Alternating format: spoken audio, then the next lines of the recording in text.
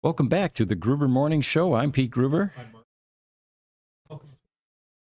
So the picture behind us, we usually start with a description of what was generated. What I asked AI for here was a new studio in the Bay Area in a high-rise with a sunset and large windows, and it didn't disappoint.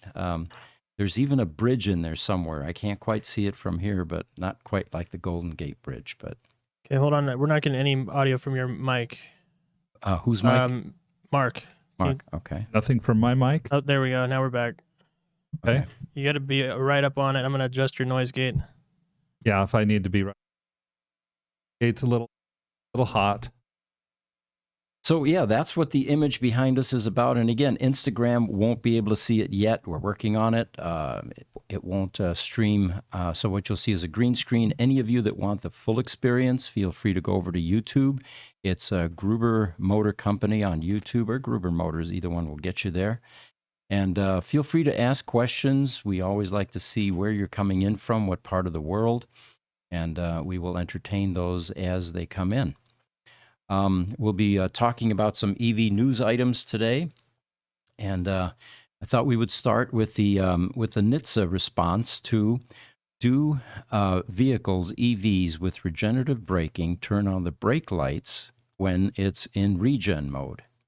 Yeah, that's a controversy that has really sprung up in the news over the last couple of weeks. I had always assumed when I'm driving my Model S and I let off the accelerator, I see the little graphic on my speedometer that the back lights are turning on. I thought, okay, the lights are turning on. I always have brake lights. And apparently that's not always the case. I was really surprised. The NHTSA or NHTSA a response to this question was: the Federal Motor Safety Standard number 108 does not require the stop lamps to be activated at a specific level of deceleration. And they said that they are discussing the stop lamp issues with the respective manufacturers during their regularly scheduled meetings with NHTSA.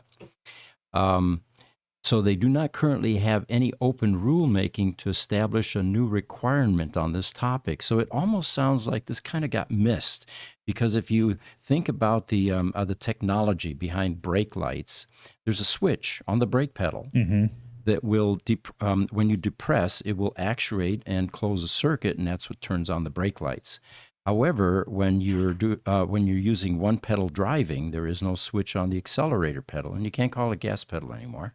That's right. That's right. Yeah, that's going away. So I often wondered what happens with my Tesla Roadster, for example, which sometimes has a pretty strong regen. The worst one was when I was driving the T0, which had variable regen, and you could actually dial that to a point where you were almost doing a hard stop when you let off the accelerator pedal. So it poses a safety issue is what the problem is, because most drivers, especially if they're absent-minded, that visual cue of having some red lights in front of you typically create a braking response, in the vehicle behind the vehicle that's going through regen. So this almost sounds like an afterthought to me. Well, it does to me too. It is, and it highlights what we see not only in the EV space but throughout government. Government's always behind technology. Yeah. And it's when you have technology that advances as fast as it has, not only in the electric vehicle space, but I would say a lot of stuff that's occurred from the information age forward. Your government is always trying to catch up. I did take some time and check. I go to various places online, try to find out what is out there. And I, of all things, I went to Quora, asked the question. That's a great question and answer forum, and found that Quora has an AI bot called Sage. I did not know that before now, and the first answer that came back to my question came from Sage, and I just want to read it here as is because it was so well done. So Sage says Tesla vehicles actually do have a feature that allows the brake lights to come on when the driver takes their foot off the accelerator pedal. It called it the gas pedal, but we know better. Right. Even if they are not using the brakes. This feature is known as auto high beams, and it's designed to improve visibility and safety for the driver and other vehicles on the road.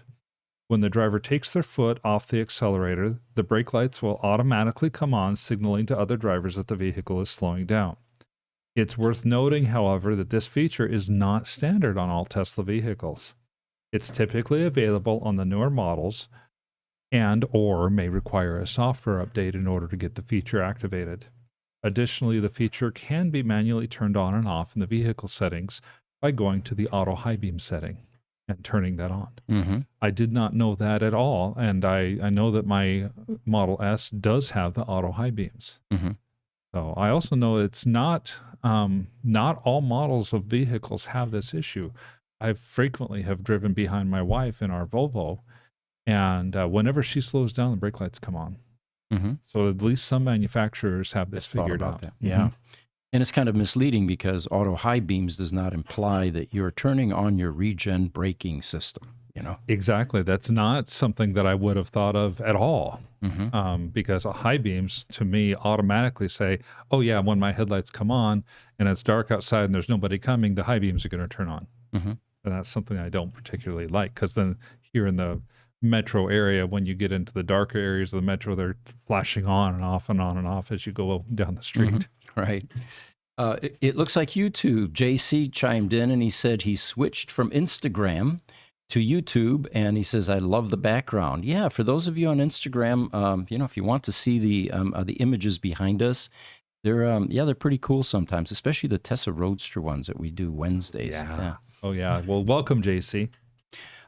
Since you mentioned Cora, I've got a Cora item here, and I just jumped to that. But before I tell you about where I jumped here, I found that Cora has evolved very nicely over the last few years. And it's a brilliant idea. Ask a question, people chime in, and I find it's quite entertaining, actually. But the initial question that I posed, and it was many years ago, was,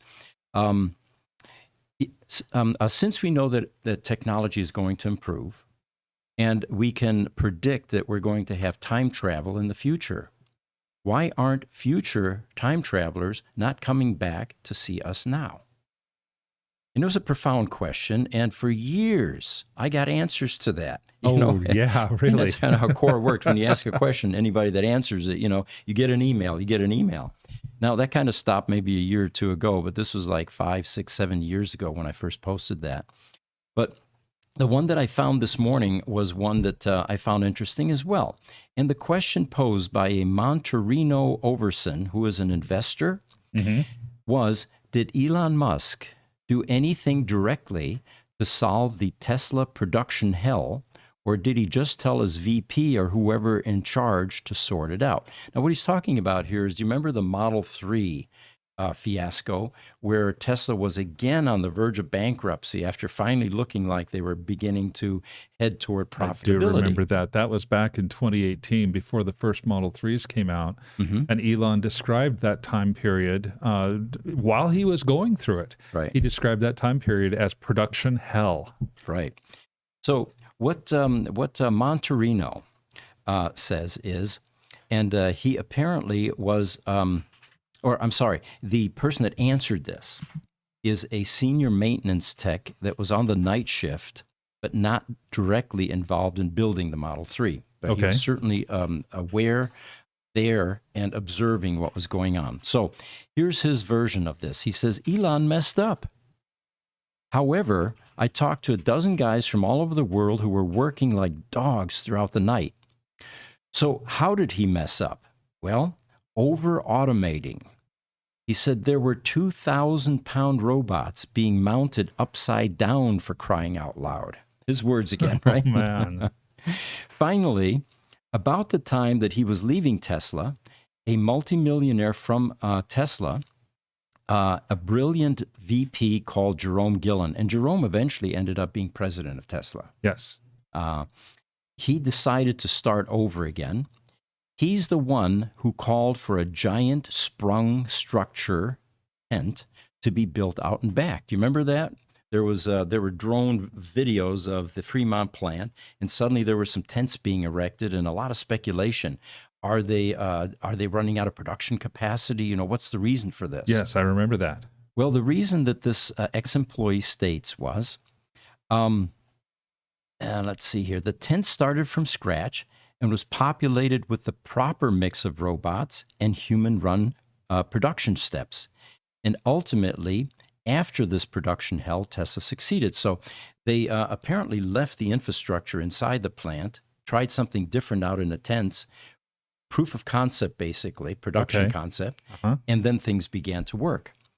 He also adds, he says, trust me, he says, Elon sleeping on the floor or roof had a profound effect on everyone from contractors to employees. Like a good general, he says, Elon would simply not quit, and his legion felt it and would also not quit. So they were inspired. And then he was saying that the legacy automakers scoffed and the tent, at the tent. But it turns out that the tent proved to be an invaluable resource for many reasons, not least of which was being able to deliver parts to the place where they were needed on the line. It was fairly close to everything. Mm-hmm. And it was a crucial blueprint, he feels, for each of the gigafactories that would then follow. That's a fascinating take, and I can see a lot of good nuggets in that particular one. For example, I totally buy into the idea that Elon was there. He said he worked 120-hour work weeks. Basically, he lived at the plant and slept about 6 hours a night. And if he wasn't sleeping that 6 hours a night, he was at the plant helping to direct things and helping to work. And that's part of what he called his production hell. I agree. You know, Elon was like any small businessman. Yes. When he said, I have to be here because I can't fail. Yeah. I'm not going to accept failure, no matter the cost, no matter the effort required. What he did is act like many, many small entrepreneurs and even large company executives will when they want to will their company to success. Mm-hmm. You know, one additional item he adds, and we'll get to a bunch of questions here in just a moment. Mm-hmm. Hang tight. He says in his summation here, we should all be happy for Tesla's success. All the laughs of the legacy auto manufacturers had turned around 180 degrees, and the laugh was on them. With the success of the Model 3, they all had to go electric. He says most of them will beg their governments for welfare checks to keep going, merge, or give up, due in part to their all-in bets that Elon and Tesla would fail. And the air we're breathing, he says, is cleaner because of it. Boy, you know, that is for sure the truth. We just look at Norway and and what is happening in Norway as the leading country in the world, with nearly 60% EV adoption overall in the streets, and almost 8 out of 10 car sales in 2022 were electric vehicles. Mm-hmm. Way ahead of the rest of the world in many ways. Yes. So YouTube, Steve Rose, welcome back, Steve. He says, hi, from Boulder City, Nevada. Any updates on the Cybertruck deliveries? We're just hearing and reading what you're seeing. Mark, have you seen anything? No, the latest I'd heard was that the full scale or the large scale Cybertruck deliveries were going to occur in early 2024, but the very first deliveries were still slated, the last that I had heard, and this is a few weeks old now, near the end of the third quarter or beginning of the fourth quarter of 2023. There's some extreme temperature testing taking place in New Zealand currently. That was in the news last week. Mm-hmm. Very cold there right now. Remember, they have alternating seasons. Yep. And then Elon was seen yesterday or the day before driving a Cybertruck around, one of the prototypes. So, we're beginning to see them in the wild now. Yeah, I think we're actually getting very close. And I'm inclined to believe the people that say that by the end of 2023, we're going to start seeing them on the streets. Mm-hmm. YouTube Exploration gives Steve Rose and Joe Tegmeyer a tip. Oh, no, he's saying to Steve Rose. Yeah, Joe Tegmeyer has a YouTube channel with daily updates on Giga Austin flying a drone around the factory. So that might be worthwhile to get some inside information. There's that guy in China that's been doing that with the Tesla Gigafactory there.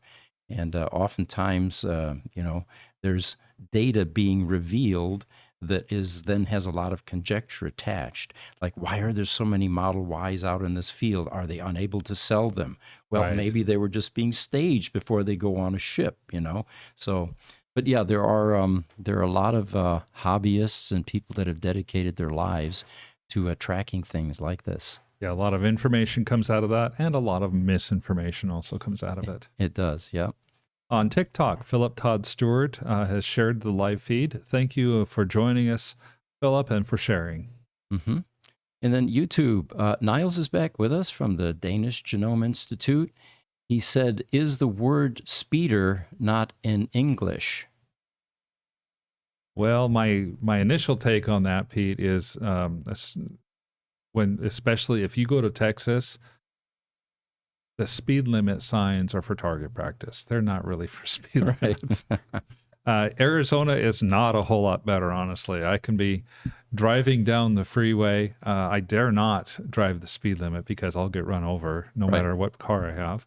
So I'm driving usually about 10 miles an hour above the speed limit, and I'll see this car come by me, and I'm thinking, wow, where's the cop car when you need them? Yeah. It seems like ever since COVID, when it was almost deadly to have close contact with people, that a lot of this speed enforcement began to subside. Mm-hmm. I don't think any of these officers wanted to go up to a car, have them roll down their window, and then have somebody breathing on them, Yeah, and the level of danger, the number of people that don't respect the police officers and do bad things or try to shoot them or something like that. That's I don't know if it's blown out of proportion because every incident makes the news, or if there are just getting to be that many incidents. I'm not good. So if we can throw up a picture here, guys, it's the BMW electric motorcycle. And apparently BMW Motorrad reveals their 2024 CE02. It's an electric motorcycle. Now get the verbiage here. Designed to attract the younger audience.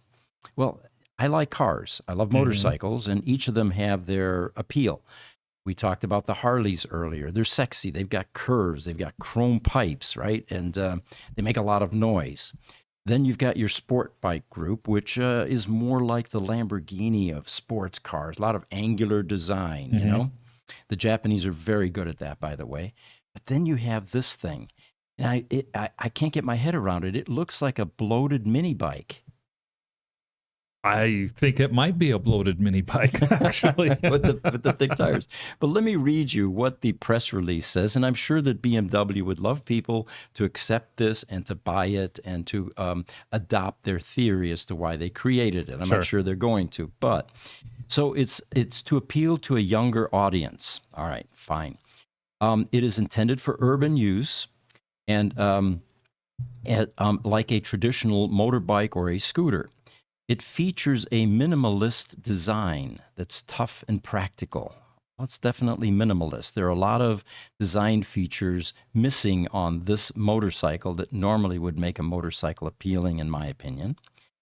It says the model comes with bigger wheels for varied terrain and enhanced stability. Well, I think you have two different types of motorcycles. You've got your dirt bikes, right? All terrain. And then you have your street bikes. And I'm not sure that anyone has ever attempted to merge the two so that you can do both. Well, why would an urban bike need to have multiple terrains? Right. Unless you're going up and down staircases or something. Or curbs or doing parkour stuff with it, yeah. The price is reasonable, $7,600 plus destination fees in the U.S. And Edgar Heinrich, the head of BMW Motorrad Design, emphasizes the focus on emotional appeal and fun, not utility. All right. They say that this motorcycle has distinctive graphics and unusual proportions. Amen. I fully agree with for that. sure. There is extensive room for customization. Yeah, I mean, look at all of the spaces here where you could throw additional stuff on this bike. A lot of customizing that you could do with this. And you see, there's a guy on a skateboard behind there, Oh yes, going through the air, which is kind of the image I think they were going for. You know, the hipster image. But anyway, they say that this is a maximum power of 15 horsepower. Not very powerful. And then you were saying something about top speed. Top speed is 56 miles an hour, or I'm sorry, 59 miles an hour. The range is about 56 miles maximum range. Okay. With all of the customizations that they talk about on the bike, first, maybe it's my age, but this is not something I'd be attracted to as is. Now, with the room that they talk about, I could see dropping a maybe a 40 or 50 horsepower motor into it. It only has 3.92 kilowatts worth of battery power. I don't think it would take too much to improve that. And you could probably get for as much space as in there, you could probably put together a couple of off-the-shelf lithium-ion batteries and hook them up. And this does have its own manufacturer-specific charger as well, so it won't connect to the standard chargers that cars connect to. Right. So anyway, there you have it. This is Germany's new, or at least BMW's new EV motorcycle. Well, Pete, I had a quick comment on that. So at the beginning, you said a couple times that this is geared towards the younger audience. I guess I'm not the younger audience anymore because nothing about this is appealing. I'm looking over the numbers. The 15 horsepower. It does have a 0 to 60. Oh, no. I'm sorry. I misread that. 0 to 30 in 3 seconds. Yeah, no. Okay. This entire thing is it's rough. See, if you drop your range, then you can make the 0 to 60 look more impressive, Well, but if the top 0 speed to is only 30 now. 59, there is no 0 to 60. That's Good right. I point. can see why they did 0 to 30 now. There was an old adage that I've always lived by, and some people like they like the Porsche design. Personally, I don't. I like the Italian design because the Italians truly design with their heart. Look at Ferrari, Lamborghini, even the Fiats, some of the other Italian vehicles. This new Topolino, it just resonates cuteness, The Germans design with their heads, their engineering prowess, and it doesn't always come out right. So that's kind of what I'm seeing here. I'm sure that the engineers are very impressed with the specs on this thing, weight, to torque ratio, whatever it was. But they tend to forget the fact that there are people, that are going to be buying this, and they need to have a wow experience when they see it. It's that simple. So, but anyway, that's my thought on it. I when I was looking up some additional articles on this to try to find out what in the heck this thing was, I actually saw a different picture of a person driving one that was all black. I thought, well, okay, maybe, but that's the best I could get. That photo there that we saw, no, I'm sorry, no. Ray Johnson on YouTube has joined us today. Welcome, Ray, and good to see you again. He says, I don't know if you've previously covered this, but the free default color on the Model 3 has changed. Yeah, we did. I think we did cover that, and you quipped about somebody in the last century that had the same philosophy. Oh, yes. I mean, I think it was Henry Ford. Now, to finish Ray's comment, Midnight Silver Metallic is now the color, which I happen to really like. It's a really nice color, almost a gray color. Henry Ford in the last century said, hey, you can have any car you want as long as it's black. Right. Any color you want. But yeah, it's probably, some people like white, but Midnight Silver Metallic, that to me is a more appealing color than just a blank white canvas. I think so too. I'm white speaks to me of those, remember those 1980s generic cans of food and stuff like that. Yeah. It literally said on the top, it said generic, and it was a marketing ploy, and that's what we had friends that got one of the early white vehicles, because white did not used to be a color. It's only been in the last generation that white's become really popular. And they drove up in their white Ford pickup, and they said, "Yeah, this is our generic car." Right. You know, we had Ellie in space on our podcast last week, and she just got her Tesla Model 3, which was white, but she took it to a vendor called Alset. It's Tesla spelled backwards. And they wrapped it for her in this really cool, I don't even know what color to call it because it changes colors as you go out in the sun. It's like iridescent. Iridescent, what, purple, teal, something like that. I think it's right? more teal than anything, but you're right. It'll change as you see it in the shadows. Yeah. But she converted her white to this unusual wrap color. So it is now a spectacular vehicle. And on the back of the car, you normally see Tesla. It says Alset. That's awesome. She's going to be here in town while you're away on vacation. That's correct. She's going to be here in 2 weeks, I think. And something like that. she'll do a video in our Gruber Motor Company shop area, and we'll probably have her on or you guys will have her on a podcast here, I'm assuming. Assuming that she gets here during one of the days that the podcast might be going, I am hoping she will join us for a little while. And then it looks like Ray adds on YouTube, he said, same free color for Model Y, now also as the Model 3. Cool. YouTube, John Surek says, I'm late. He couldn't find his sunglasses.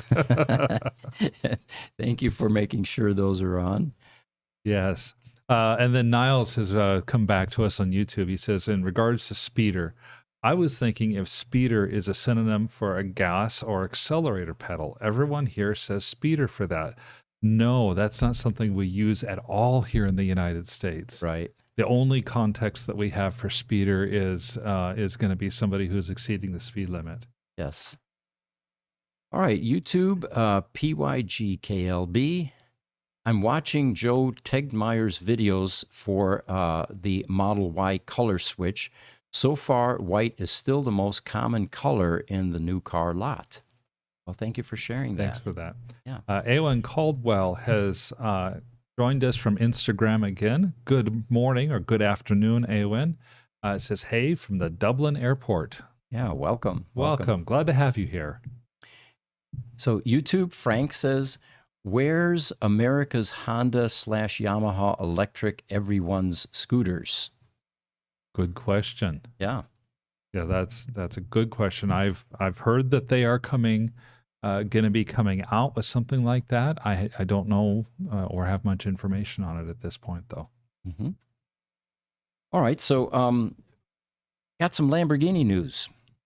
The CEO, Stefan Winkelmann, told a German newspaper, Die Welt, the World, on Wednesday that they are going to be discontinuing making gas-powered models. So they're putting the foot on the gas and rapidly becoming it's becoming redundant. With the world's most loved supercars, as this article says, selling its last fully gas-powered models. Now, before we get too excited here, there's some caveats in here that, as reading on, I began to realize. And if you remember, on this podcast, we've really been giving Lamborghini a hard time. I mean, what were you thinking? You know, here you have one of the best recognized brands on the planet, and everyone's converting to electric vehicles, and you're going to make a transition slowly into hybrid Lamborghinis? It's the same thing that GM is doing with the Corvette.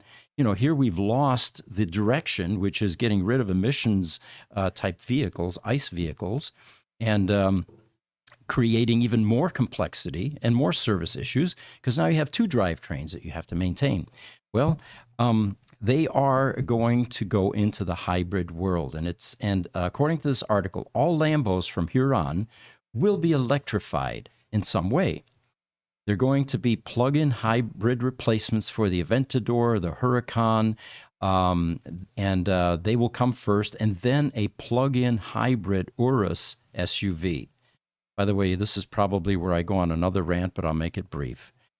These companies, like Lamborghini and Ferrari, that have built a strong brand identity, in my opinion, should never deviate into making a pickup truck or a passenger sedan or anything Yeah. else than that thing that they have become worldwide renowned and popular for.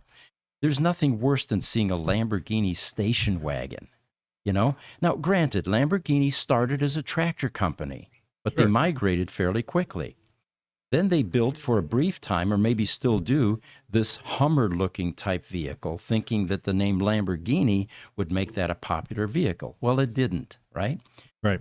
What you guys are known for is those high-speed, over-the-top designed sports cars with engineering excellence buried under the hood. 12-cylinder engines that create a sound comparable to a symphony orchestra. That's what we're expecting. So, we're going to go hybrid. Let me read you the rest of this article then. The decision to embrace electrification after decades defined by V12 engines was fueled by tightening emissions regulations around the world. Well, guess what, guys? It's not just emissions regulations. There are countries and states in the U.S. that are going to ban ICE vehicle production by 2035. Mm-hmm. So it's the end of that era. You can't transition. You need to make an abrupt shift. So then Stefan Winkelmann told Insider in an interview that this year about the auto industry's expensive and messy transition to electric vehicles. Well, I don't know if it's messy, but it's probably difficult for any of the ICE manufacturers to transition into something that deviates completely from their traditional drivetrains and upsets their production lines and the labor pool that is used to building a certain type of product. Right. Definitely disruptive. So it says here, despite taking its foot off the gas, Lamborghini isn't slowing down, with Winkelmann telling the publication he's still intent on providing customers on the edge of their seats. He's talking about performance now. So the company's first plug-in hybrid, and it says a type of vehicle that will be more electric-only range and a bigger battery than traditional hybrids, is set to hit the driveways later this year. Thanks to a V12 and 3 electric motors and a small battery, the Revelto supercar can produce just over 1,000 horsepower and hit 62 miles per hour in 2.5 seconds. This is their estimate at this point in time. Yeah, looking at this, the first thing that I thought was, oh man, here we go again. But that Revelto is sold out until the end of 2025. Is that right? They already have orders in place for it for 2 years. So it's definitely going to be a popular car. I suppose for the supercar club, if they say, hey, I can get the growl of a 12-cylinder engine and the acceleration of an electric vehicle, I'm going to be happy. Right. But I honestly think it's going to be like, if you remember back in Arizona, we had a program in our state to create hybrids. And the state said they will pay for the conversion of a gas-powered vehicle to a hybrid. This started back in 2000. And by 2001, the state was almost bankrupt, and so they had to discontinue it. What happened is that people would take their Chevy Tahoe or their Ford Expedition or their big pickup, full-size pickup truck, pull the spare tire out from underneath the bed, put in two 2-gallon propane tanks, and lo and behold, they had a hybrid. They could get the little blue license plate, and at the time it was only like $10 a year to register the car versus $400 or $500 for the standard. And the state is paying for it, and they could drive in the carpool lane. And they had a quote unquote hybrid, although many of the people, if you ever check the press afterwards, they didn't even know where the fueling tank outlet was on the propane tanks, much less how to actually go about filling them. Mm-hmm. They just used it as an excuse. And I have a feeling that a lot of these Lamborghini owners are going to use this as an excuse as well. They won't feel guilty anymore. Right. So one of the caveats in this announcement, though, was that despite this milestone, they say, given that Lamborghini buyers order their cars well in advance, the company will continue churning out gas-powered vehicles for some time. Not surprised. Now, there's probably an investment opportunity. Do you want to be the person, the collector, that buys one of the last gas-powered Lamborghinis? Now, on the surface, that may look interesting and intriguing, but if we play this out and realize that by 2035, you won't even be able to make these cars anymore, and what will eventually happen as global warming and the effects of this continue, our opinion is that governments eventually are going to ban driving these things on the road even. Yeah. So there's a whole nother thing to consider. Is this an investment opportunity given that could be the future for ICE vehicles? I think the bigger investment opportunity would be if you're able to buy one of the very first of the hybrids. Mm-hmm. That's probably going to be a better investment opportunity. Which will be a museum piece within the next 20 years, most likely. Yes, exactly. All right, boy, a bunch of questions coming in. YouTube, JC says, love my MSM Model 3. And I think that's the metallic silver midnight. Okay, all right. I'm disappointed that it's no longer a custom color, wondering why Elon made the change. We don't know that, yeah. Don't know. I don't know. I do think that's a much nicer color than the white. Mm-hmm. But maybe that's it. Maybe it's just aesthetics. Right. On Instagram, Ali 2017 AK says hi. Good morning, Ali. Glad to have you here. Welcome. YouTube, Nolvers53 says, during a drive with Elon in the Cybertruck, Jay Leno asked him if he could change anything, what would it be? And Musk said the Cybertruck was 5% too big and that it needed to fit in a normal garage. Yeah, I do remember that comment being made. Have they adjusted the size of the Cybertruck since, or are they going to stick with something that may not fit in everyone's garage? I'm not sure. That's something that we'll have to look up. Is that an issue with trucks? I never even thought about that. Do trucks not fit in garages? That, Jesse, that's a good point, and that is an issue with a lot of pickup trucks. If you have a full-size Ford F-350 with a crew cab and on the heavy-duty package, it's probably going to be lifted 3 or 4 inches, and your standard garage door height is 7.5 feet tall. That truck will typically not fit in that standard garage height. Aaron, have you experienced anything like that with your F-250? Yeah, my truck has never seen a garage before. Really? Yeah, it just doesn't fit. Actually, in a lot of the manufactured home or the homes around here are cookie cutter homes, so all the garages are the same. I think I've only seen a couple homes when we were purchasing homes last year that had custom RV garages that I could fit my truck in. Yeah, the home that I had built a couple years ago, one of the reasons I got it is because it has a 9-foot ceiling instead of the standard 8-foot, and it has a full 8-foot tall garage door, so it could take taller vehicles like a pickup truck like what Aaron has. Very cool. Good question came in from TikTok just now. Hot Rail Rose says, what products do you guys use for detailing your Roadsters? They look like they have a glass coating, probably looking in our shop. Well, the first thing is we have people over there. Some of them have OCD, and they take a lot of pride in maintaining those Roadsters and keeping them clean and dust-free. As far as the type of materials we use on them to detail, there's a Meguiar synthetic spray wax that we find works quite well in between things like paint protection and, Sure. So that's, I think it's like $30 a gallon or something like that. You can get that on Amazon. And then finally, part of our process for the cars that we work on is we do paint protection. And when the cars leave, they look better than new oftentimes. Very talented staff there. Yes, very much. On YouTube, Niles has a comment for us as well, Pete. He says, I think hybrid does have a niche in supercars since it's currently the only way to get both range and performance, as demonstrated by the Koenigsegg Gemera, for example. It's low maintenance too, they say. That is the strongest argument, by the way, for the hybrids is that what used to be range anxiety basically evaporated with a hybrid. Mm-hmm.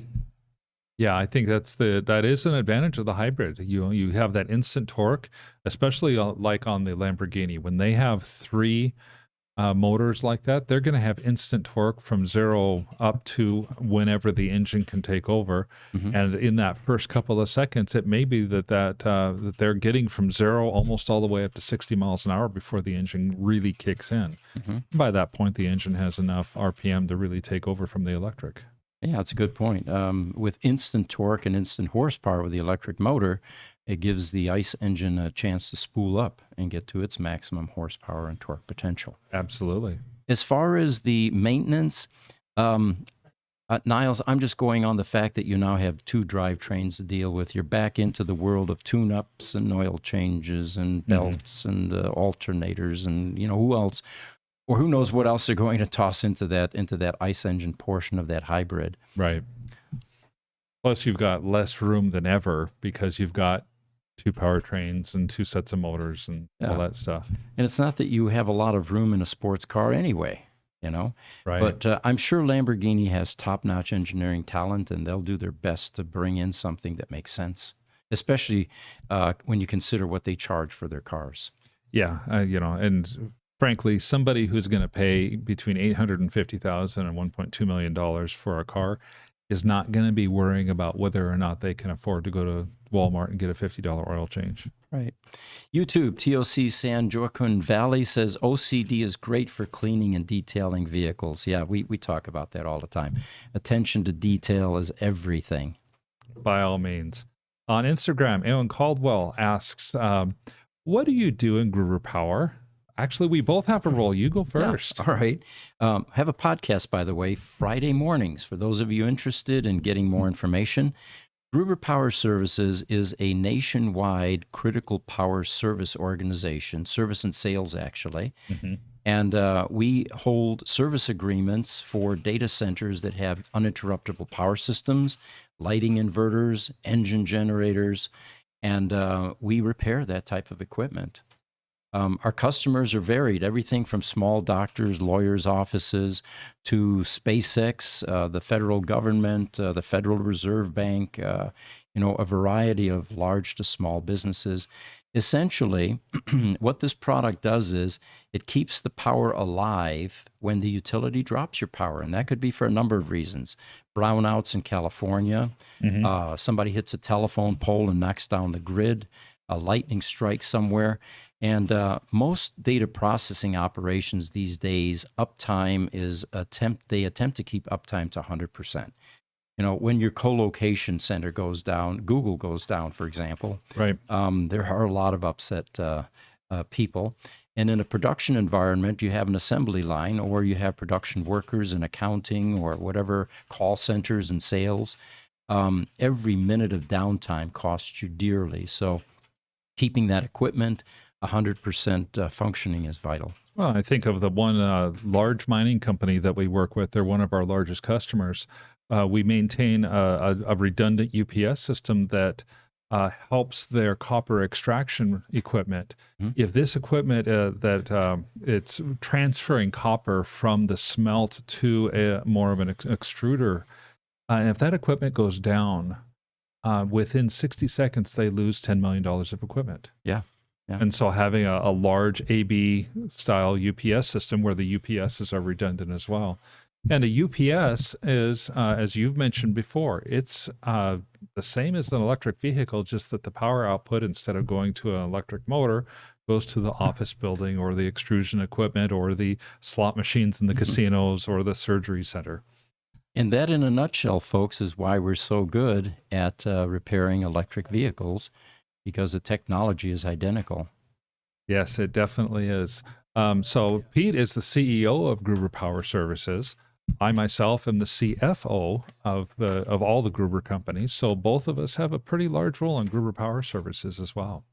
Quick question for our social media team. Are we still live, or do we need to take a pause? No, our laptop running the questions died. Everything else is still good, though. Everything is good. Okay, so the audience is still there with us and can see us. Excellent. So, well, I would say let's get on to another one of our articles. Sure. We were talking about hydrogen and the hybrid vehicles.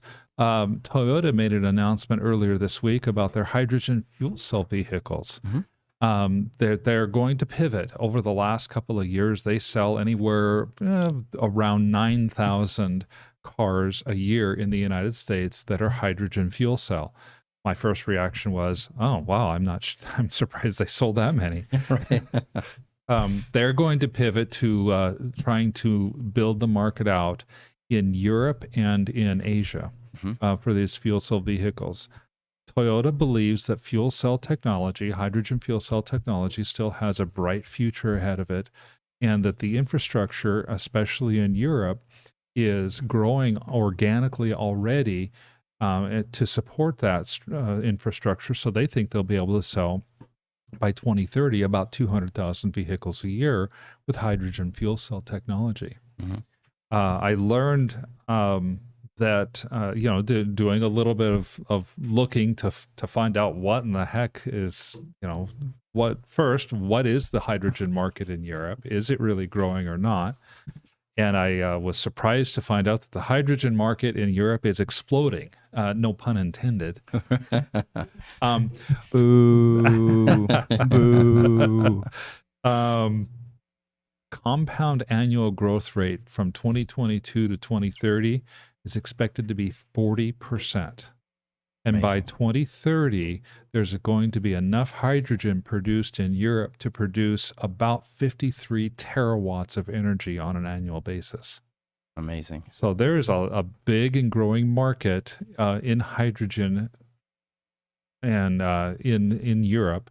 And then I took a look at the fuel cell technology because we've bashed Toyota a lot. That's a fun thing to do, actually, about their hydrogen vehicles. Hydrogen fuel cells are a little bit different. You pump hydrogen into the anode of the fuel cell. You pump air into the cathode of the fuel cell. A chemical reaction takes place inside the fuel cell, and there are three outputs: a little bit of heat, distilled water, and electricity.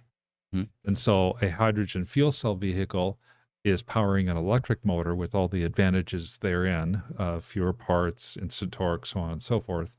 And they have the advantage of being able to have, if there's fueling infrastructure in place, go up to the gas station like you would here in the United States, and 3 or 4 minutes later, your empty fuel cell is full of fuel again. Amazing. Okay. So it's intriguing, but I'm still not sold on it. Yeah, well, it's interesting. We had the Toyota bashing that typically takes place was in an earlier podcast as well, where we pointed out that Toyota owned for a brief time the hybrid market with the Toyota Prius. They had the vision and foresight to take us from strictly ICE vehicles into a different direction before Tesla was even formed. Yeah. And everybody assumed that they're going to continue to develop and improve that technology, eventually heading toward EV. And then they stalled. They went to sleep.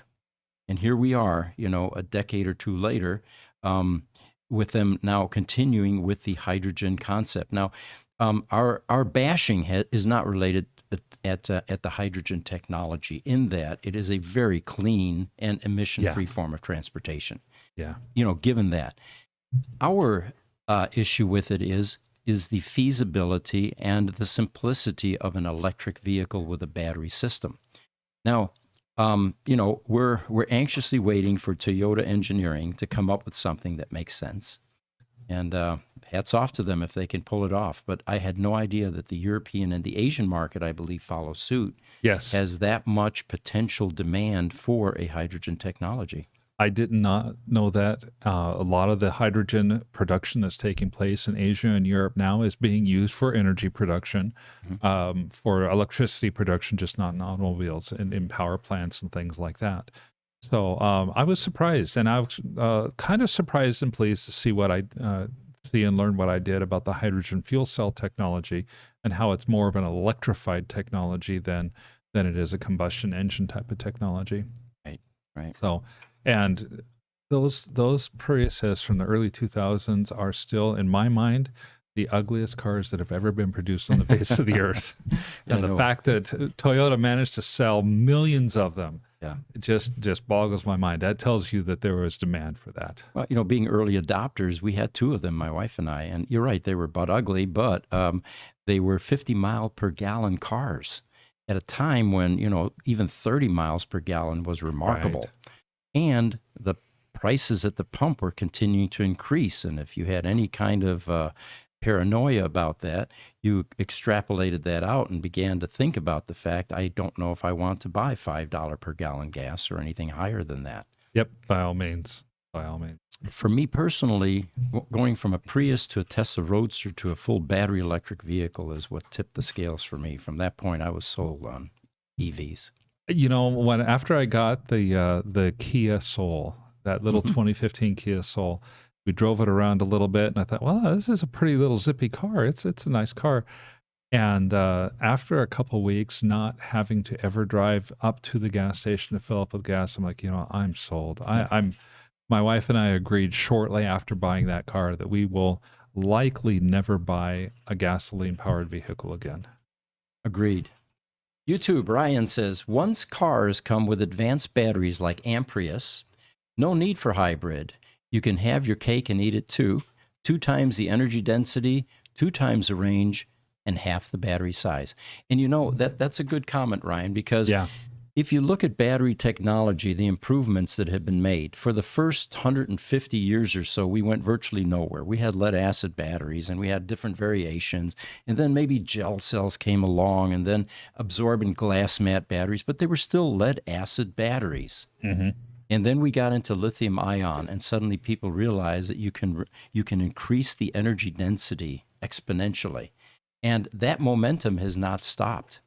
There are continuing improvements to battery technology or DC storage technologies, which is really what it is. And we're looking forward to the changes. Well, and they traditionally the lead acid battery has topped out at somewhere between 250 and 300 watts per kilogram of weight. Lithium ion has now reached that level. The latest and greatest lithium ion batteries that are being produced today sit around 300 to 350 watts of power per kilogram of weight. So as recently as 3 or 4 years ago, you're looking at lithium ion batteries that were half that in their energy density. It's a revolution in battery technology. Instagram 958RJJJ asks, why are you wearing black sunglasses indoors? We get asked that question all the time. And we are going to release a video someday, but it has become part of our image. And for those of you curious where this might have come from, I'm going to give you a couple of examples. Neo on The Matrix, the Blues Brothers. We even have other influencers now that are beginning to wear sunglasses, we've noticed. So we think that this is the beginning of a trend. And it is a definite coolness factor. But the video that we're going to do will reveal the original reasons for all of this. And there's been all kinds of conjecture. We're hungover. We've got, red eyes, and we're trying to hide that. My favorite one was when I was doing a video next door, they said, man, he sure moves fast for a blind man. So anyway, or we're aliens and our eyes will be exposed. We're in the Matrix. Yes. Should I throw a pun in there, Pete? Go for it. Of course. I don't understand why people keep throwing shade our way. That was a good pun. Weren't you just booing earlier? I was, yeah. Hey, we should boo too. Oh, yes. Well, the one I like the best that actually had a little bit of truth in it was we're here, but we're actually asleep. Yeah, and that was actually proven, when we had that investor day and 2.5 hours of sitting here, and I actually did nod off. No one knew it, except for the guys here. Well, that was because you guys couldn't comment on it. There was no activity that we could participate in because we were just listening and absorbing everything, so nobody could blame you for that. Boring. Yeah. Yes, it was.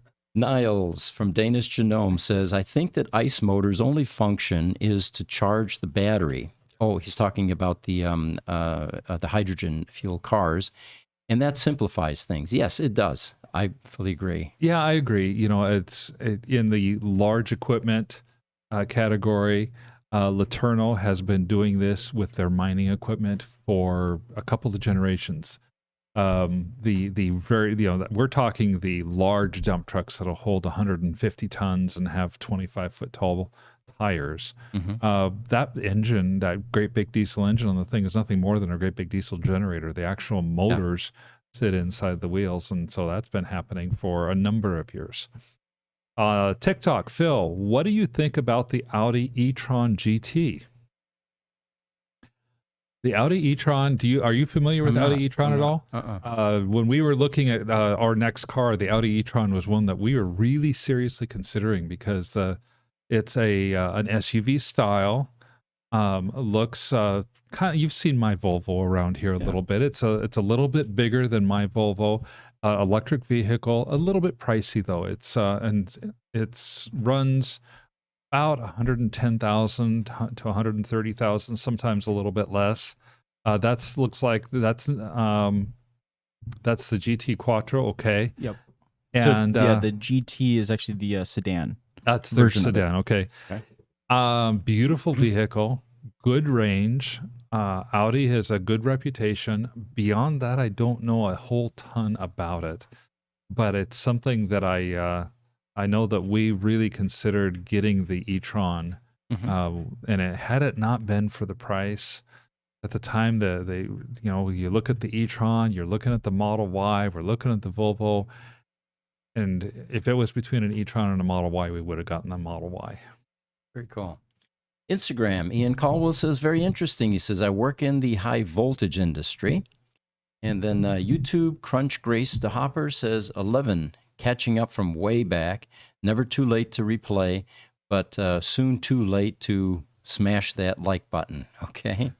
Yeah. And for those of you that missed part of this, these are posted out on our YouTube channel. You can review them at any time. We're even putting date and time stamps in and topics. Yes, by all means. Niles has a great comment for us as well that I think you and I both tend to agree with, actually. Isn't a hydrogen car a bomb on wheels? How can it even be allowed? Right. Hydrogen is very difficult to contain, as NASA and Musk well know. Yeah. And Niles, I agree with you totally. And that's one of my rants when it comes to the hydrogen vehicles. You know, I mentioned in a recent podcast, I'm a BattleBots fan. I love watching BattleBots on Discovery or on the Science Channel. And they had a 10 best BattleBots fights episode. And one of those fights was when one of those robots hit the fuel tank of the other robot, and basically the entire bot just exploded. And it was awesome to see. And I'm thinking, yeah, you get in a car vehicle accident with a hydrogen tank, and that's exactly what you're going to see. It's just going to be some sort of big explosion. Right. All right. TikTok, James Plummer 937 says, Toyota battery news, double the range. I hope it's true. It must be a headline that's coming out. We'll take a look and see what that headline is and see what we can find out. YouTube Lightning Rod says, hydrogen is the last gasp for oil. It may be. He also goes on to say, we didn't go anywhere with batteries for 100 years because you were never offered batteries as a choice by design to maximize the profits for the oil and gas industry. Interesting, yeah. Niles says, Ryan, he says, Amprius has cost and life cycle problems. Better batteries will happen, but it will take years.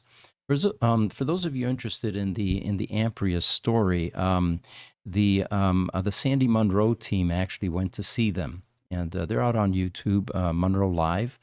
If you want to get an inside look at that operation, you can go to their channel, and they've got a half-hour or so video on Amprius. John Ayers on YouTube has a question for us saying, does anyone know if anyone in the U.S. or if someone in the U.S. can take advantage of the EV tax credit for both a new electric vehicle and a used electric vehicle in the same year? As far as I know, the way the law is written for electric vehicles, the credit that you get for a vehicle, the credit for used vehicles is part of the new Inflation Reduction Act. For the new vehicles has been going on, but was modified with the Inflation Reduction Act. That credit, I believe, is tied to the vehicle, though not tied to the person. vehicle specific. So, different members in your family could get EVs and take advantage of that credit. Yes, and so I think the answer to that is yes. I could buy a new EV in March. We could get a second EV that's used in June, and as long as a second electric vehicle met the requirements for the used vehicle credit, I believe we could take both credits in the same year. Okay. All right. I just realized I did not put a picture out here that I was going to put out here. If we can pop up a picture, Jesse, it is the Nikola Tesla picture in front of a Tesla. This is kind of far-fetched because, Nikola Tesla was, he had died in the last century, well before Tesla was created. But someone asked AI to render Nikola Tesla in front of a Tesla Model S. And this is what it came up with. The sepia coloring in the photo definitely lends a period look to this. Certainly not as far back as when Tesla died, which was later in the last century. But Yeah, this was on social media yesterday. I think was his birthday. I thought that's a fascinating picture. Although that car in the background, I think that car in the background would be too modern for when Nikola Tesla died, because if I remember right, he died in the 1910s or 1920s in that area. I thought he went into the 50s or 60s. Somebody here can look that up. Yeah, let's have somebody look that up because I'm not sure. It's I have huge respect for Nikola Tesla and who he was, all that he did with alternating current electricity. A lot of the reason that our electrical grids are set up the way that they are today is because of the work that Nikola Tesla did for alternating currents, and the fact that he could sit in these they were like the large, and I'm forgetting the term. He had Tesla coils all around him. Yeah. Was that what they were, Tesla coils? And lightning bolts going off every which way, and yet he's just sitting in the middle of it on a chair reading a book because he knows that he will not be hurt. Yeah. So we got the date up. It was January 7th, 1943 is when he passed away. 43. Okay. Okay. All right. So the middle of the century then, it looks like. The story behind Thomas Alva Edison and Tesla is an interesting one because Tesla was a Serbian immigrant, and he was hired by Thomas Alva Edison to work on the three-phase project, or on alternating current. Okay. And, Thomas Alva Edison was sufficiently impressed with Tesla where he felt that there was some validity to his theories.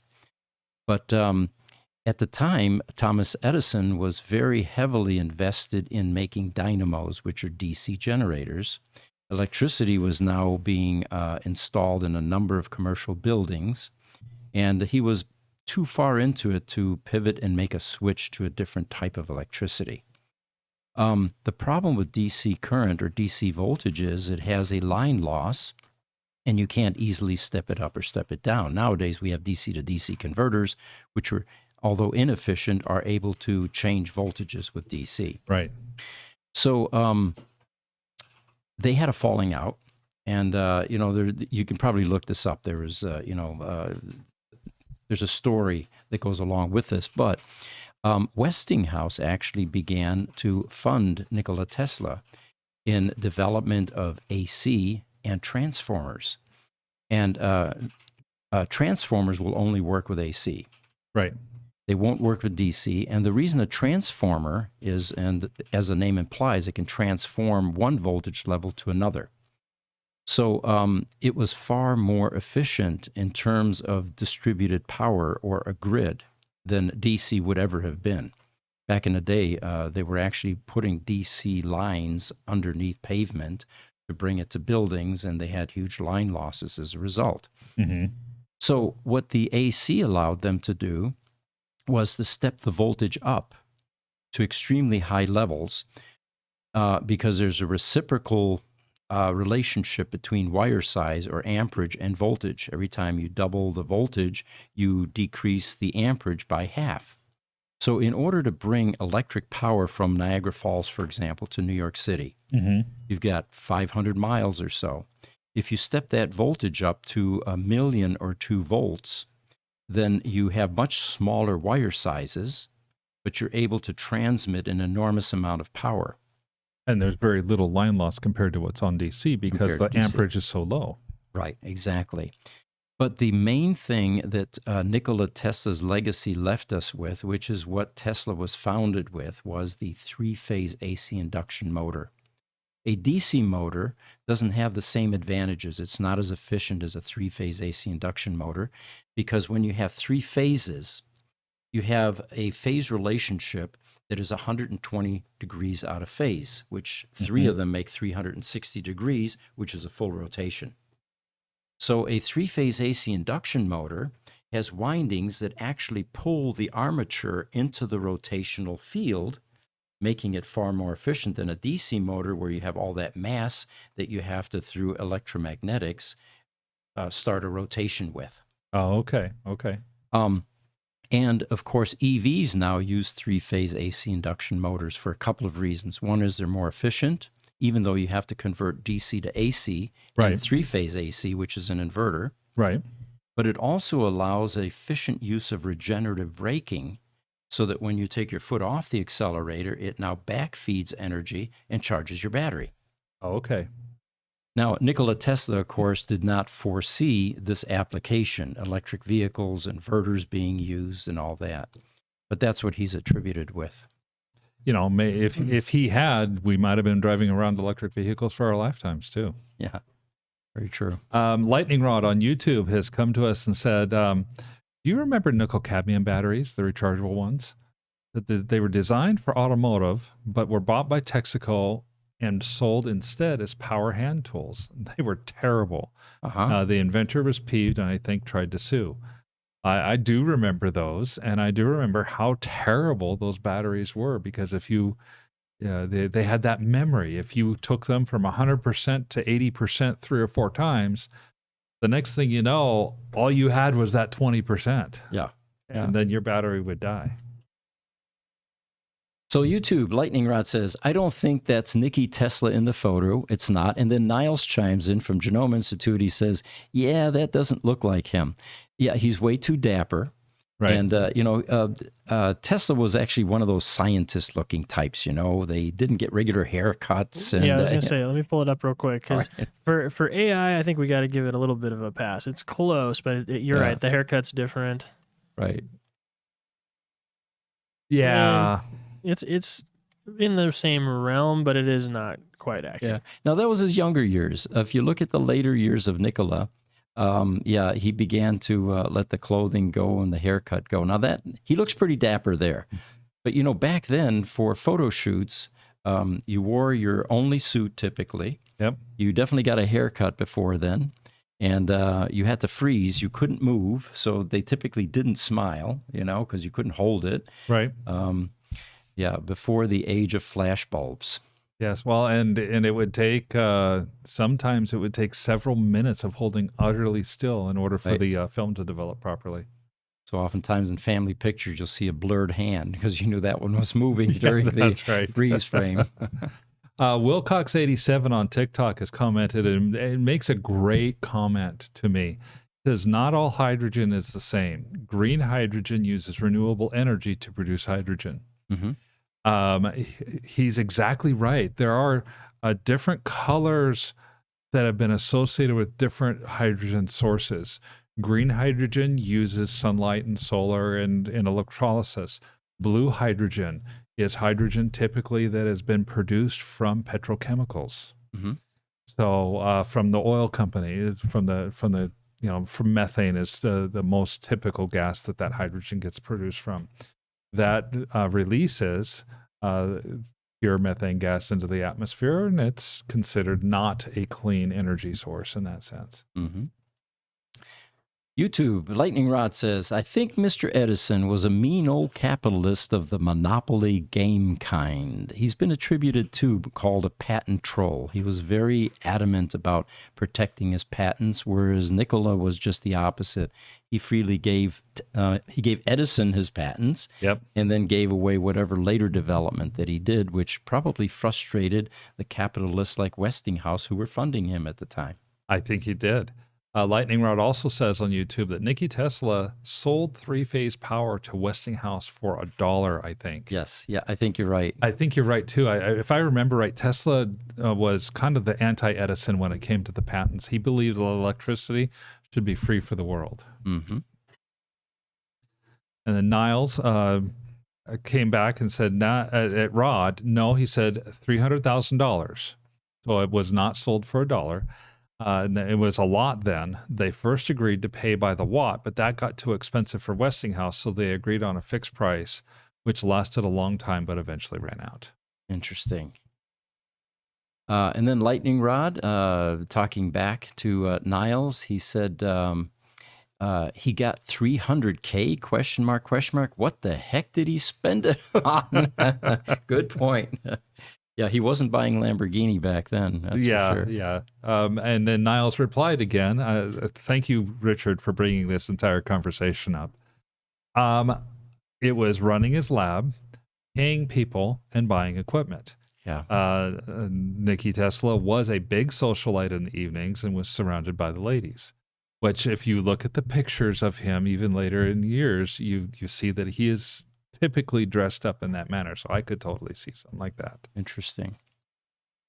John Surek from YouTube says, I squared our losses. Not sure what that means. He may be answering someone. And then That sounds like an electricity. Mm-hmm. Oh, the power loss. Okay, That's, resistance losses. Yeah. Yeah. Current squared resistance losses. Ohm's law, basically. Yeah. Okay. Okay. And then H.HP1580 on Instagram says hi.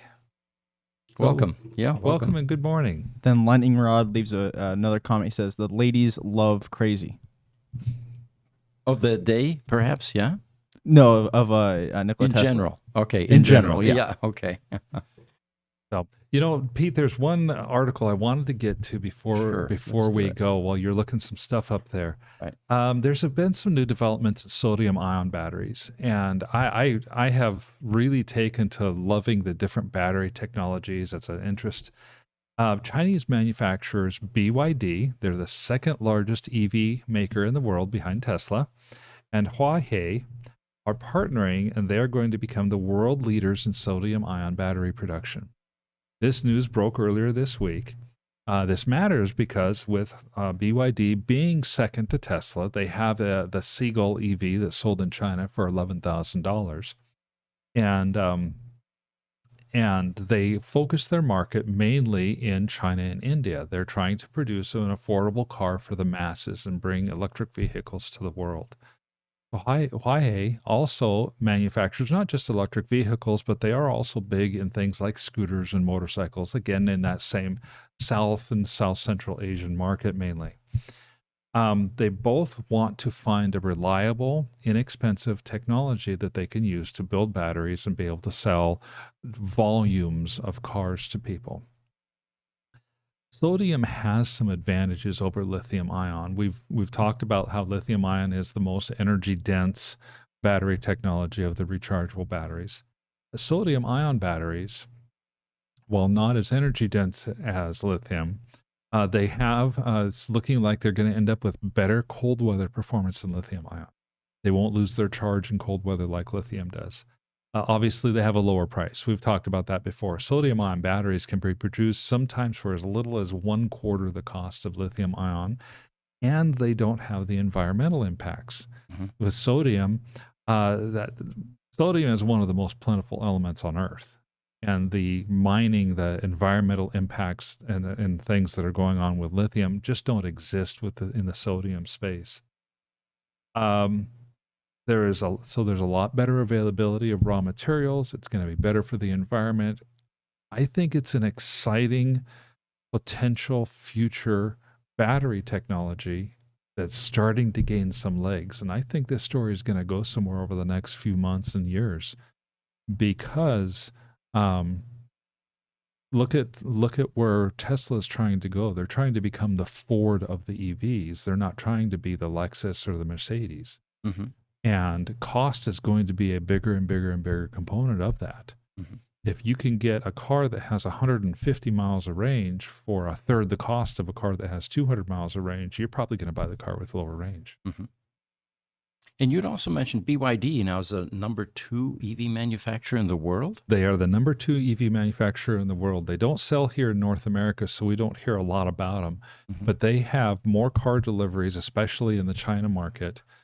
They dominate, and they even outsell Tesla in that market.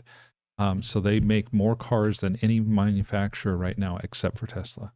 And there's Seagull EV that is one of their more popular cars. They try to sell it for only $11,000. Right. One other headline was that first quarter of this year, China actually has become the largest car manufacturer in the world. Mm-hmm. And BYD is part of the reason on the electric vehicle side for that. Mm-hmm. Interesting statistics. We have, some more questions coming up. John Surek, we did. Instagram, we did. Instagram, Nick _Benfer says, what's your opinion in regards to battery degradation from supercharging? How much of an impact does supercharging really have on battery lifespan? Well, it's strictly an opinion because there isn't a lot of empirical data available yet that has been tracking batteries and control groups and overcharged batteries. But it's pretty well known that with a lithium-ion battery pack, at least, rapid charging does have an impact. And DC charging is the most direct way of rearranging electrons in a battery pack. Mm-hmm. Slow charges are typically recommended. Where we see the closest thing to any kind of evidence of that is with the older Tesla Roadsters. Many of those packs now from 2008 are going on 15 years of age, and they're still going strong. We have not yet reached end of life with even a 15-year-old Tesla Roadster battery pack, unless it's been stressed, bricked. What I mean by that is it had gone dead, and the cells got below 2 volts. We're in the business of recovering those and restoring them, and then we carefully monitor their recovery to make sure that we flushed all of the resistive cells that we found. And we do find that any kind of rapid charging or extreme charging, all the way down to, let your car go down to 5 or 10 miles and then do a range charge where you're doing 100% charge, that tends to flush out any marginal cells. So we recommend avoiding that. With an aged Tesla Roadster, typically charging to no less than 40 miles, or driving it to less than 30 or 40 miles, and no range charges, and these packs generally continue to operate for years. I remember looking up some stuff from IEEE on battery charging cycles and discharge. Again, you're right. There's not a lot of information out there. The IEEE is the engineering Institute for Electrical Engineers. I don't remember what the third E is. They do talk about battery charge and discharge cycles. They do talk about charging batteries, lithium-ion batteries, constantly to 100% can and will degrade the life over time. They do also talk about rapid charging because heat is the enemy of batteries. So the rapid charging does tend to decrease the overall range or capacity of those batteries. What we don't know is how much, how often. The best evidence that we have is anecdotal. For a number of years, I drove a 2012 Model S. Just recently gave it back to Gruber Motors for a different Model S. When I first got it, that car's battery at 100% would charge to 249 miles. Now, just this last week, we had a different person driving the battery from that car. They have a different car in that battery. And the 100% range charge on that car is at 225 miles. Okay, well, that's about 4 or 5 years and about 80,000 miles put on that battery pack. So there's been some degradation, and I was not shy about supercharging because I had free supercharging. Mm-hmm. That's very anecdotal, though. That's, Yeah. 5%. How much range would I have lost had I not supercharged it all, or had always only charged 80%? I'm not sure. And as the original Roadster batteries begin to go end of life, which will eventually happen, I think we'll have some more meaningful data at that point. I think we will too. Wilcox87 on TikTok has a great comment about this particular topic where he says, Hertz in Denver offers EVs for rent. The rentals could be a good data source since the renters likely supercharge. Yeah. One other thing that came to mind is there are certain professions, taxi cabs, for example, especially if they have free supercharging, gig workers, Lyft, the food delivery places, any of those that are doing a steady diet of supercharging. It would be interesting if someone began collecting data on various types of applications and the results of battery life. Well, and it might be little more than how much data is Tesla collecting now? Mm-hmm. If they're, because we don't know, they don't share. But is it possible or reasonable that Tesla is collecting the VIN number, the odometer reading, and the date every time a car goes to supercharge? And that data set could be extrapolated out, and the data probably exists already. Years of data probably already exists on these cars. And then one would ask, what are the barriers to sharing that kind of data? Oh, absolutely. Yeah. Absolutely. So Lightning Rod on YouTube says, I think there is a huge market for a 100-mile range retro sports car like a Subaru. Interesting. Okay. All right. The thing that we often talk about with a Tesla Roadster, once there is an aftermarket battery solution available, not everybody wants to go 300 to 400 miles in a two-seater sport car. It's an about-town car. And if you could shave weight off of that car, performance immediately increases. Your 0 to 60 improves. Don't tell that to Raphael. Yeah. Raphael is our world-traveling Roadster VIN 507 and on its way around the world currently again. For him, maximum range would be important because he's got to stop and charge constantly. Mm-hmm. YouTube Lightning Rod, that was the 100-mile. And, we're coming up on 11:20. Do we have any more topics we want to cover? Or are there any more questions that our audience wants us to answer? It looks like we just have one more comment from Nick Benfer. It says, I appreciate the response. So you're very welcome. It's users and people that watch like yourself that really make this podcast what it is, and we couldn't do it without you. It is interactive, it is collaborative, and we appreciate all of your inputs. Now, Pete, Yeah. you did have 2 other images. Do you want to pull those up? I do, but you know what? We can save those for the Save next them? time. And yeah. Okay. But what I do want to tell everyone is that tomorrow will be my last podcast this week anyway, or for the next couple of weeks. We're going to be in Europe, and Mark is going to do the Thursday podcast for the EV portion and the 3 EV podcasts for the next 2 weeks. I'm looking forward to it. I know that I'll have Richard here as my co-host and compatriot and taking care of it. I still haven't spoken with Victor from Gruber Motor Company. I'm hoping that he'll be able to join me on some of the Roadster podcasts where we really try to talk about specific Roadster items and maybe tell us some of the stories of things that they go through there at Gruber Motors. Yeah, Victor will be an excellent one to have on the Tesla Roadster podcast because it'll be a lot of experiences and operation type issues that we run into with the Roadsters that we have next door. And Jesse, just to give you fair warning, when you hear Victor talk, it's like, yeah. Well, yeah, that's the same with Claude. That's why I've had to adjust your noise gate and your gain on your mic specifically where they fill in for you, or or where they use that mic. So Yes. yeah, I've got to be playing with dials back here, but that's fine.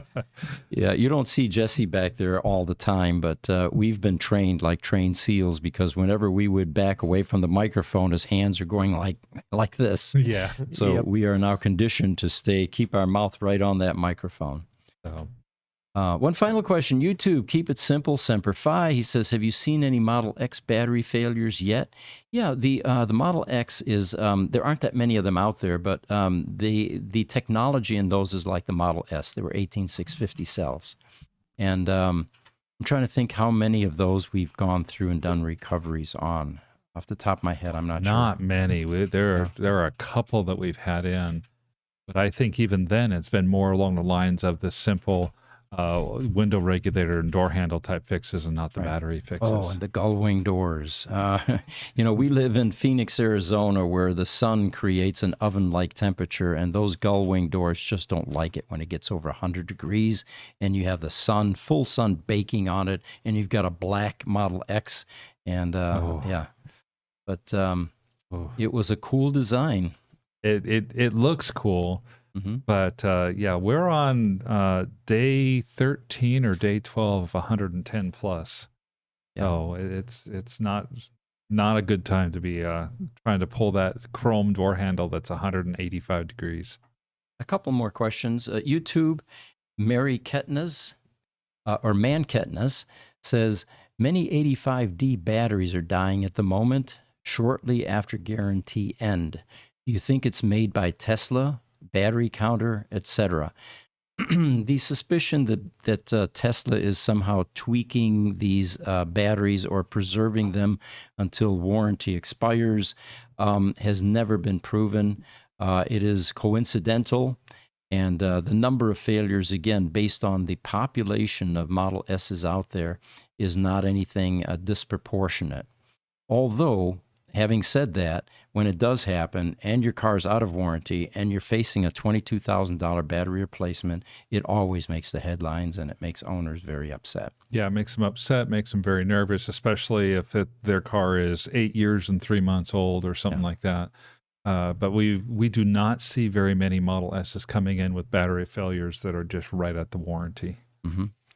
And, we're not used to it. ICE cars don't have a huge disproportionate cost in parts like an EV does. It's usually distributed costs, your transmission, your engine, your exhaust system, and it goes on and on. But, unfortunately, EVs have very few moving parts, and one of those happens to be a huge, expensive item. And the biggest problem typically is with the failures, once they're out of warranty, these are older cars, and the value of the car is maybe $25,000 to $35,000. Yeah. So again, proportionately, that expense is very troubling, and we have some customers that actually sell their cars rather than repair them. Well, and it makes sense if you have a $25,000 car and a $22,000, looking at a $22,000 repair, and you can sell that car for $10,000. Maybe you just sell the car for $10,000 and go get your next car. Yeah. A question from Lightning Rod. The original Lotus, the Lotus hybrid that we have out on our Roadster matchmaking site, what happened to that one-of EV?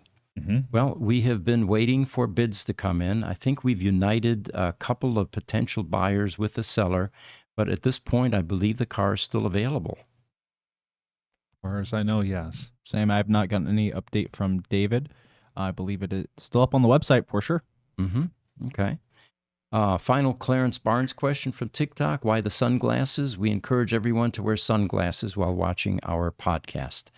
And we will be revealing a video at some point that explains why. TikTok, Bobby Mart 43 says, you and BYD are making money. Well, maybe BYD is. BYD, yeah. I wish That we was could my say the thought, too. same. Thank you, though. It's a generous thought and offer. All right. Well, anyway, it's 11:30 here, our time, Pacific Standard Time. We really appreciate everyone joining us. I will be here tomorrow for the Tesla Roadster podcast at 10 a.m. Mountain Pacific Standard Time.